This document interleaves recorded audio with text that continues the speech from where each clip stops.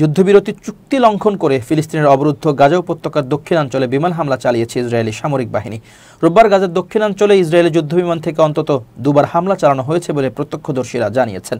যদিও ইসরায়েলের এক সামরিক কর্মকর্তা ফিলিস্তিনের স্বাধীনতাকামী গোষ্ঠী হামাসের বিরুদ্ধে যুদ্ধবিরতি চুক্তি লঙ্ঘন ও ইসরায়েলি বাহিনীর উপর হামলার অভিযোগ করেছেন। ফরাসি বার্তা সংস্থা এএফপিকে প্রত্যক্ষদর্শী দুই ফিলিস্তিনি বলেছেন, দক্ষিণ রাফাহ শহরের ইসরায়েল নিয়ন্ত্রিত এলাকায় সংঘর্ষ ছড়িয়ে পড়েছে। সেখানে সংঘর্ষের পর ইসরায়েলি যুদ্ধবিমান থেকে দুবার হামলা চালানো হয়েছে। ইসরায়েলি ওই কর্মকর্তা বিমান হামলার বিষয়টি নিশ্চিত না করলেও বলেছেন, হামাসের যোদ্ধারা ইসরায়েলি বাহিনীর উপর হামলা করেছেন। তারা ইসরায়েলি সৈন্যদের লক্ষ্য করে স্নাইপার থেকে গুলি ছুড়েছেন এবং রকেট চালিত গ্রেনেড নিক্ষেপ করেছেন। তিনি বলেন, দুই ঘটনাই ইয়েলো লাইনের পূর্ব দিকে ইসরায়েল নিয়ন্ত্রিত এলাকায় ঘটেছে। এটি যুদ্ধবিরতির স্পষ্ট লঙ্ঘন।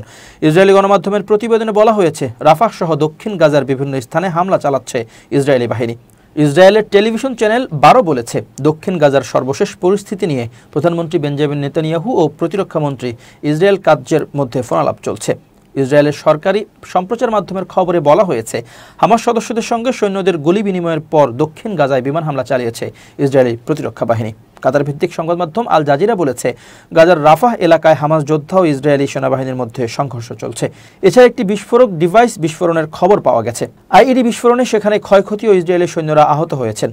গাজায় যুদ্ধ চলাকালীন ইসরায়েলি সৈন্যদের সঙ্গে কাজ করা একটি গোষ্ঠীর সদস্যদের বিরুদ্ধে হামাসের অভিযান ঘিরে নতুন করে এই সংঘর্ষ শুরু হয়েছে। ইসরায়েলি সৈন্যদের সহায়তা করার ওই গোষ্ঠীর সদস্যদের অত্যন্ত ঘৃণিত বলে মনে করে ফিলিস্তিনিরা। সশস্ত্র ওই মিলিশিয়া গোষ্ঠীর সদস্যদের হামাস খুঁজছে বলেও ধারণা করা হচ্ছে। অভিযোগ উঠেছে, মিলিশিয়া গোষ্ঠীটির সদস্যদের আটকের জন্য হামাস ওই এলাকা ঘিরে অভিযান পরিচালনা করতে চায়, যদিও এ বিষয়ে এখন পর্যন্ত নিশ্চিত কোনো তথ্য পাওয়া যায়নি।